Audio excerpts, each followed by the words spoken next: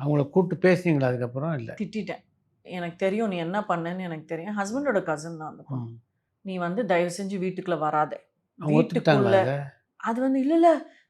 நீ வந்து தப்பா எடுத்துட்டு இருக்க. நான் சொன்னேன், "நான் என்ன தப்பா எடுத்துட்டு இருக்கேன்? என்ன தப்பா எடுக்கலன்னு எனக்கு தெரியும். உனக்கு தெரியும். ம்.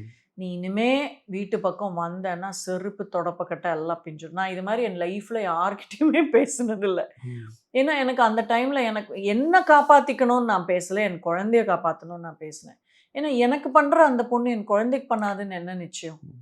ஸோ, அது எனக்கு பயம் வந்துருச்சு. நான் ஷூட்டிங்லாம் போக கொள்ள இருக்கும்போது, கடவுள் வந்து பல விதத்தில வந்து நமக்கு வந்து ஹெல்ப் பண்ணுவாரு. சைன்ஸ் காமிப்பாரு.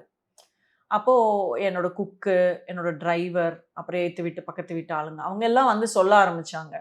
"மேடம் நீங்க இல்லாதப்போ, இந்த மாரி உங்க ஹஸ்பண்ட் ஃபேமிலிலேருந்து இந்த பொண்ணு அடிக்கடி வந்துட்டு போகுது. எங்களுக்கு சரியா படல." அப்படின்னு சொல்லி. அவங்கலாம் என்கிட்ட வந்து இத சொல்லணும்னு அவசியமே இல்ல. நான் இத வந்து சரியா எடுத்திருப்பேனான்னு கூட அவங்களுக்கு தெரியாது. நான் திட்டி கூட விட்டுருக்கலாம். அவங்க வேலைய பார்த்துட்டு போங்க அப்படின்னு. ஆனா கரெக்ட். அந்த ரிஸ்க் எடுத்து அவங்க என்கிட்ட வந்து சொன்னாங்க. ஸோ அப்ப சொன்னப்ப தான் எனக்கு வந்து தெரிஞ்சது. 1+1 போடுவோம்ல அங்கிள் நம்ம.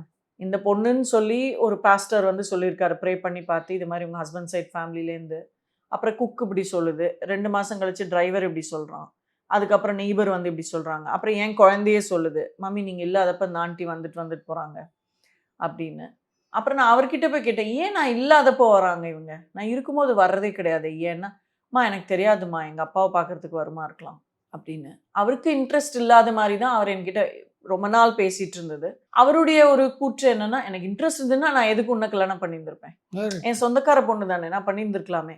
எனக்கு இந்த மாரி உன்ன கல்யாணம் பண்ணி, திருட்டுத்தனமா அஃபேர் வச்சு, இதெல்லாம் எதுக்கு? இதெல்லாம் தலைவலி. அதுதான் அவருடைய ஸ்டாண்டு. ம். ஸோ 1+1 போட்டு பார்த்தப்போ, ஒரு வேள பரத்துக்கும் பிடிக்காததுனால தான் இந்த பொண்ணு இந்த மாரிலாம் பண்ணியிருக்கு போல இருக்கு. அப்படின்னு நான் நெனச்சுட்டு இருந்தேன். அப்பதான் நான் யோசிச்சேன், ஐயோ! நம்ம வந்து ஒருத்தவங்களுடைய ஃபேஸ பார்த்தோ, அவங்க நம்மகிட்ட பேசுற விதத்த பார்த்தோ நம்ம நம்பவே முடியாது ஒருத்தங்கள. ஸோ ஒரு ஒரு ஆள பத்தி போக போக தான் தெரியுங்கிறது அந்த பொண்ணுடைய கேரக்டர்லேருந்து நான் வந்து புரிஞ்சுக்கிட்டேன். So then I had to be very very careful. I spoke to her. Hmm. I said you cannot come. Hmm. என் வீட்டு பக்கம் நீ வந்துராத அப்படின்னு சொல்லி என் வாட்ச்மேன் கிட்டலாம் நான் சொல்லி வச்சிருந்தேன். விடாதீங்க அப்படின்னு சொல்லிட்டு. ஸோ அதனாலேயே நான் வந்து I maintain even today I don't speak to her. ஓ! ஆமா. So there is one person who is not allowed to my house which is that person. And we are not in touch.